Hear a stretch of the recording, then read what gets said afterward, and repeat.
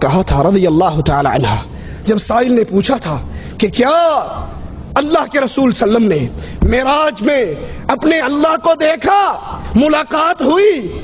وہ کہتے ہیں نا کی نہیں کیتا یار نے ایک یار واسطے، رب محفلاں سجائیاں دیدار واسطے، رب کو یہاں نظر نہیں آتا تھا؟ انا للہ و انا الیہ راجعون، اپنے سامنے بٹھا کے دیدار کرنے کے لیے رب نے محفلیں؟ یہ ظلم کے عقیدے، یہ رسول اللہ کی شان میں غلو۔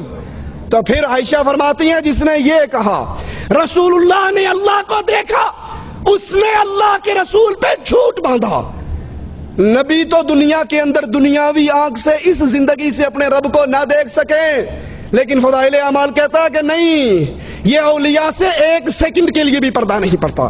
ایک بہت بڑی گمراہی اس معاشرے میں پھیلی جس کا سبب یہی فضائل اعمال بنی۔ وہ کیا؟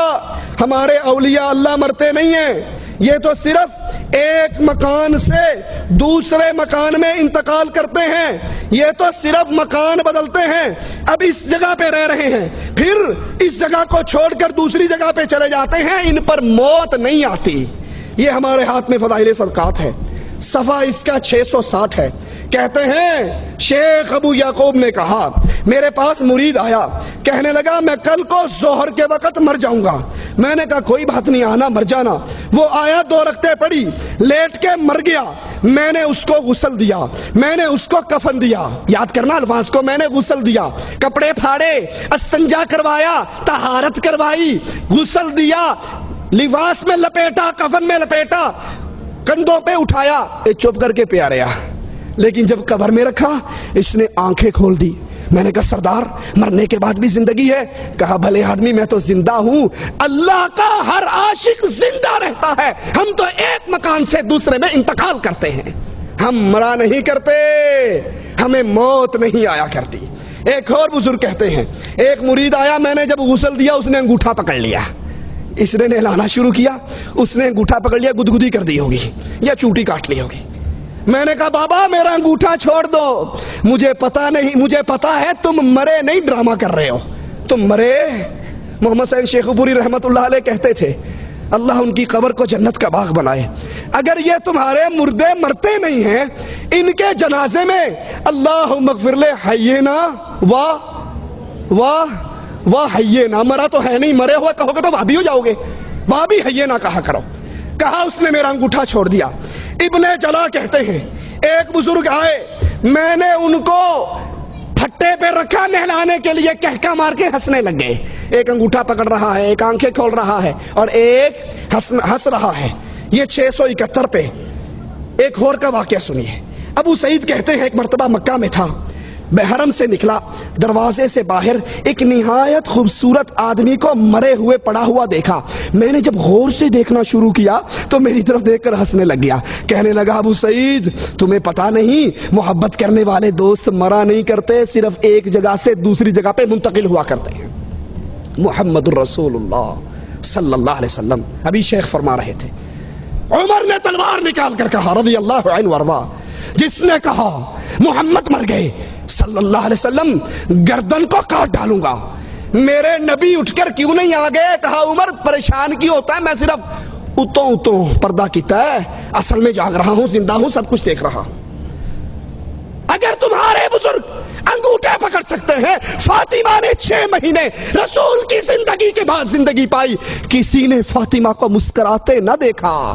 فاطمہ کو قریب کر کے کہا تھا آقا نے، فاطمہ کان میں کچھ کہا تو رونے لگ گئی۔ عائشہ نے پوچھا روئی کیوں تھی؟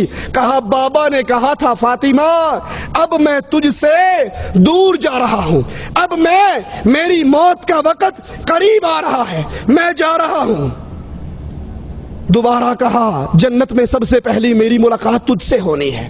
نبی تو کہے میں مر رہا ہوں، قرآن تو کہے وما محمد الا رسول قد خلت من قبلہ الرسل افإن مات، قرآن تو کہے انک میت، لیکن تبلیغی کہتے ہیں ہمارے نہیں مرتے، صرف مرتے ہی نہیں بلکہ یہ صفحہ 669 ہے، فضائل صدقات ہے۔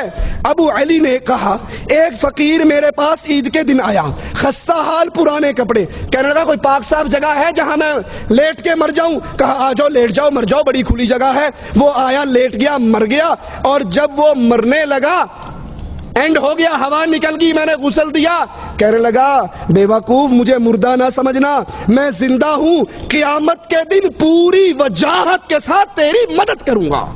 رسول اللہ نے تو کہا تھا فاطمہ سے خذی من مالی ما شئتی، جو جی چاہتا ہے میرے مال میں سے لے لے، عمل کر لینا، عرش والے نے پکڑ لیا تو محمد کی بیٹی میں چھڑا نہ سکوں گا صلی اللہ علیہ وسلم۔ اس حدیث کو بھی سامنے رکھیے۔ اور یہ صفحہ 711 فضائل صدقات، کہتے ہیں مولوی زکریا صاحب، عرب کی جماعت ایک سخی کی قبر پہ گئی، اونٹ پہ سوار ہو کر گئے، وہ قبر والا اونٹ والے کے خواب میں آیا اور کہنے لگا تم آئے ہو خالی پیٹ واپس چلے جاؤ، مجھے اچھا نہیں لگتا، یہ اونٹ مجھے بیچ دو، اس کے بدلے میں اصیل اونٹ گھر کھڑا ہے وہ لے لو۔ خواب ہی خواب میں سودا طے ہوا۔ لفظ ہے مولوی زکریا صاحب کے، قبر والا اٹھا، قبر سے نکلا، اونٹ کو ذبح کیا۔ قبر والا اٹھ کے باہر آ کے اونٹ ذبح کر کے پھر قبر میں چلا گیا۔ آگے پولیس کی چیک پوسٹ لگی ہوئی تھی، بیگم کو مل کر کیوں نہیں آیا؟ یتیموں کے سر پہ ہاتھ رکھ کر کیوں نہیں آیا؟ کہا ہم گوشت کھا پی کے جان بنا کے پیٹ بھر کے جا رہے تھے، سامنے سے ایک نوجوان آیا، تم میں فلاں ابن فلاں کون ہے؟ کہا میں ہوں۔ کہا میرے باپ کو کوئی چیز بیچی ہے؟ کہا سودا خواب میں قبر والے سے اونٹ کا ہوا تھا، کہا اس کے بدلے یہ اونٹ لے لے۔ مولوی زکریا صاحب کہتے ہیں یہ سخاوت کی حد ہے کہ مرنے کے بعد بھی قبر پہ آنے والوں کو خالی پیٹ نہیں بھیجا۔ قبر پہ آئے تھے یا کسی ہوٹل میں گئے تھے؟ یہ گئے کہاں تھے؟ قرآن سے سنیے، أَلَمْ يَرَوْا كَمْ أَهْلَكْنَا قَبْلَهُمْ مِنَ الْقُرُونِ أَنَّهُمْ إِلَيْهِمْ لَا يَرْجِعُونَ، ان سے پہلے ہم نے کتنے ہی لوگوں کو مارا ہے، کتنی ہی بستیاں ہلاک ہوئی ہیں۔ سنو مالک کا فیصلہ، أَنَّهُمْ إِلَيْهِمْ لَا يَرْجِعُونَ، رب کا فیصلہ ہے جو مر کے اگلے جہان چلا جائے وہ واپس نہیں آیا کرتا۔ اشرف علی تھانوی اشرف السوانے میں لکھتے ہیں نانا جان کے بارے میں، نانا جان حج پہ جا رہے تھے، ڈاکوؤں نے حملہ کیا، مر گئے، قتل ہو گئے، ختم ہو گئے۔ رات ہوئی تو نانا جان مٹھائی کا ڈبہ لے کے نانی اماں کو سلام کرنے پہنچ گئے، کہنے لگے کسی کو نہ بتانا، ہر جمعرات کو آؤں گا، مٹھائی لاؤں گا۔ کہا اچھا ٹھیک ہے۔ تھانوی صاحب کے نانا نہیں بتاتی۔ صبح خیال آیا جب لوگ بچے مٹھائی کھائیں گے تو پڑوسی تو کہیں گے بابا مرد گھر میں ہے نہیں، مٹھائیاں کہاں سے آتی ہیں، الزام لگیں گے۔ کہا بھائی نہیں، پریشان نہیں ہو۔ رات تھانوی کا نانا آیا تھا۔ تھانوی صاحب کہتے ہیں اس کے بعد نانا جان پھر ساری عمر ہمارے گھر میں دوبارہ نہیں آئے۔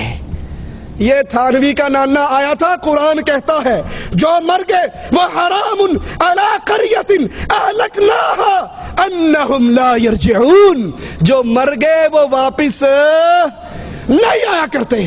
پوچھو یہ آنے والا کون ہے؟ جو مر کے اللہ کے دربار میں چلا گیا وہ واپس نہیں آتے۔ لیکن فضائل اعمال کہتی ہے آتے ہیں، انگوٹھے پکڑتے ہیں، مدد کرتے ہیں، روٹی کھلاتے ہیں اور یہ سارا کچھ کرتے ہیں، سنتے بھی ہیں، جبکہ قرآن کہتا ہے انک لا تسمع الموتى، اے نبی آپ ان مردوں کو سنا نہیں سکتے، آپ ان کو اپنی آوازیں سنا نہیں سکتے۔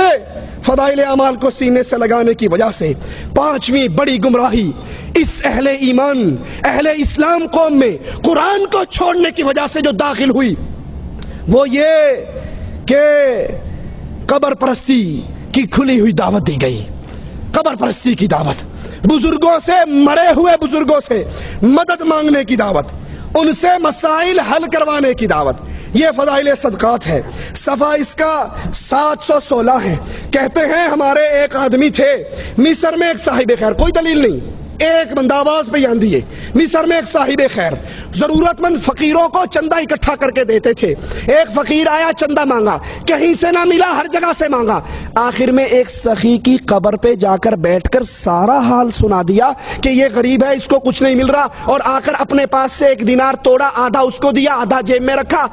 رات کو یہ قبر والا خواب میں آیا، کہنے لگا اس وقت مجھے بولنے کی اجازت نہیں تھی، میں نے باتیں تیری ساری سن لی تھی، بولنے کی اجازت نہیں تھی، میرے گھر میں جاؤ، انہیں کو چولہے کے نیچے جو مرتبان ہے وہ پھاڑو اور وہاں سونے اور شرفی دفن ہے وہ مجھے دے دو۔ یہ گئے، جگہ پھاڑی، سونا نکالا اور پھر ان گھر والوں سے کہنے لگا خواب کی بات ہے، حقیقت نہیں ہوا کرتی، تم سونا رکھ لو۔ کہا بڑی بے غیرتی ہے، وہ مر کے بھی صدا سخاوت کر رہا ہے اور ہم زندے اس پہ قبضہ کر لیں۔ قبر والے پر جاؤ، قبر والے کے پاس بیٹھو اور وہاں جا کے اپنی مشکل سناؤ۔ یہ فضائل حج ہے ہمارے ہاتھ میں، اس کا صفحہ 128